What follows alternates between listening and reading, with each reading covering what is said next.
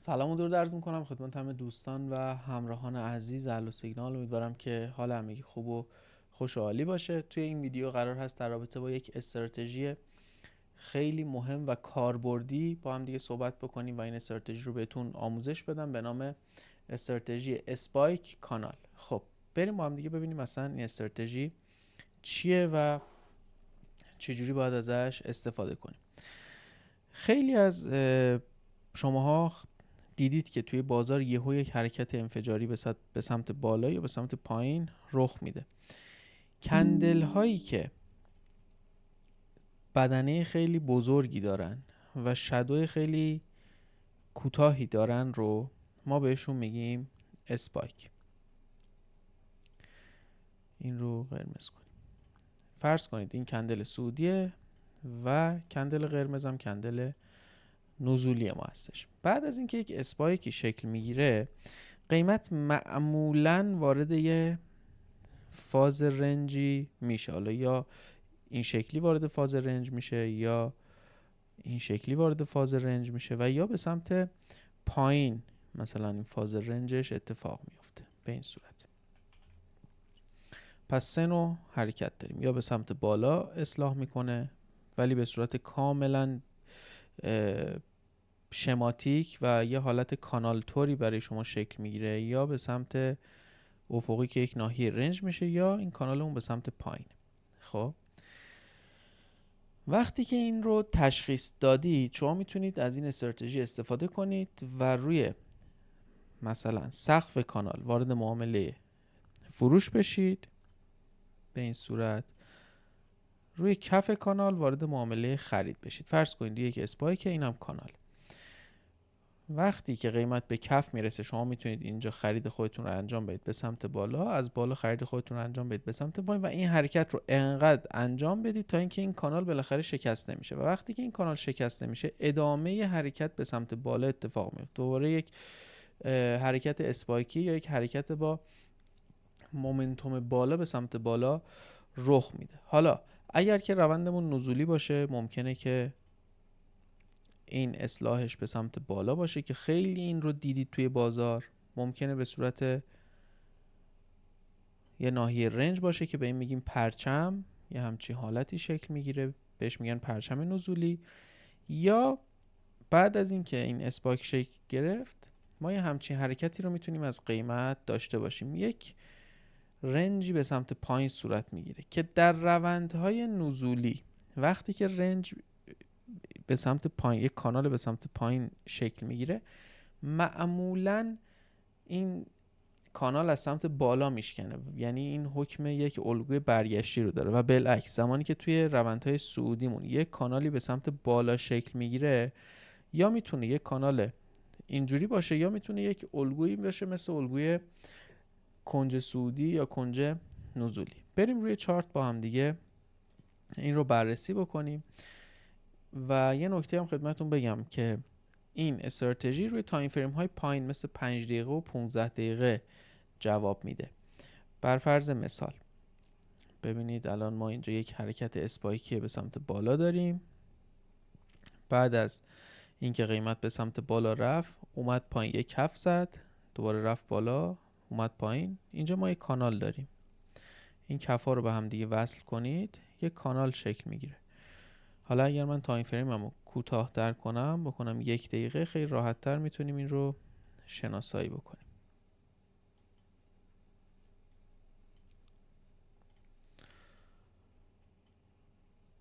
خب این کانال ما بعد از این حرکت اسپایکی که شما وقتی که این کانال تشکیل شد، میتونید روی کف کانال بعد از این تریگر ورودتون وارد معامله لانگ بشید. حد ضررتون دقیقاً زیر همون کندل باشه تا سقف کانال. این استراتژی معمولا ریوارد 2 یا 3 رو بهتون میده و همینطور میتونید وقتی که قیمت به سقف رسید با یه تریگر ورود وارد معامله فروش بشید. استاپ بالای ناحیه، اینجا مثلا یک ریوارد 3 رو به شما داده. از این استراتژی نباید انتظار ریواردهای خیلی بالا داشته باشیم، ولی برای اسکلپ کردن و حرکات سریع بازار یک استراتژی کاملا کاربردی و مفیده. حالا من برم تایم فریم 5 دقیقه که باقی چارت رو هم بتونیم با هم دیگه ببینیم.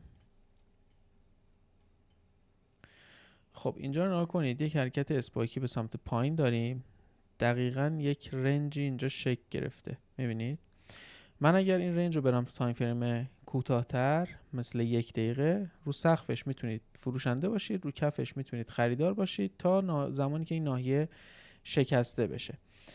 و این یک استراتژیه که شما زمانی که کانال خالی هم دارید، یعنی الزاماً اسپایک ندارید مثل اینجا، و یک کانال دارید که قیمت داره بین سقف و کفش رنج میزنه، میتونید ازش استفاده کنید. البته توی این مثالی که الان من براتون زدم یک اسپایک قبلش شکل گرفته که اگر من برم تایم فریم بالاتر، این 3 تا کندل میشه یک اسپایک بزرگ که شما مجدد میگم میتونید توی کف خریدار باشید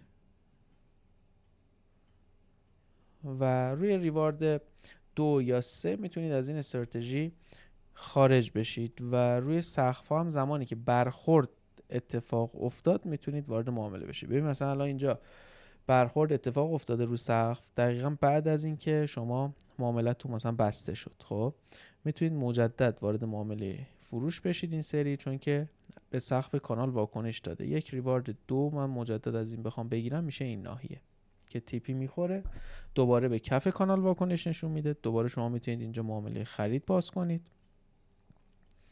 من اگر دوباره ریواردمو بیارم 2، میبینید که تارگتش خورده، دوباره رفته به سمت سقف و از اینجا میتونید وارد معامله فروش بشید. ریوارد 2 میشه اینجا که میبینید اینجا این تارگتش هم خورد. خب بچه زمانی که شما این کانال رو تشخیص میدید، نکته اینجاست که خب کجا وارد معامله بشیم. اگر که ویدیوی مربوط به تریگر ورود رو ندیدید، حتما اون ویدیو رو نگاه بکنید، چون که بهتون گفتم که تریگر ورود به چه صورت شکل میگیره، اصلا تریگر ورود چی باید ببینید که شما وارد یک معامله بشید. وقتی میگن مثلا از یک ناحیه قیمت داره برمیگرده، حالا ناحیه مقاومتی یا ناحیه حمایتی، این برگشت به چه معناست و چه چیزی باید شما ببینید به عنوان تاییدیه که بخواید وارد معامله بشید. ببین الان توی همین یه تیکه تو این کانال 4 تا به شما معامله داده، 2 تا معامله هم روی سقف و کف ناحیه بالاترش به شما میداده. حالا اگر این اسپایک قبلترش رو من در نظر بگیرم، یک کانال اینجا تشکیل میشه مجدداً که ما به این صورت میتونیم وارد معامله بشیم. دوباره ببینید اینجا اومده خورده، اینجا رفته بالا. خب اولیو که حالا اگر نگرفتید، از بالا که داره برمیگرده شما میتونید اینجا وارد معامله فروش بشید. تا کف کانال ریوارد 3 و 8 تقریبا 4 میده، ولی ما ریوارد 2 ازش میخوایم نه بیشتر. رسیده کف کانال، دوباره اینجا وارد معامله میشید، استاپ این زیر، یه ریوارد 2، دوباره کف کانال رو دیده،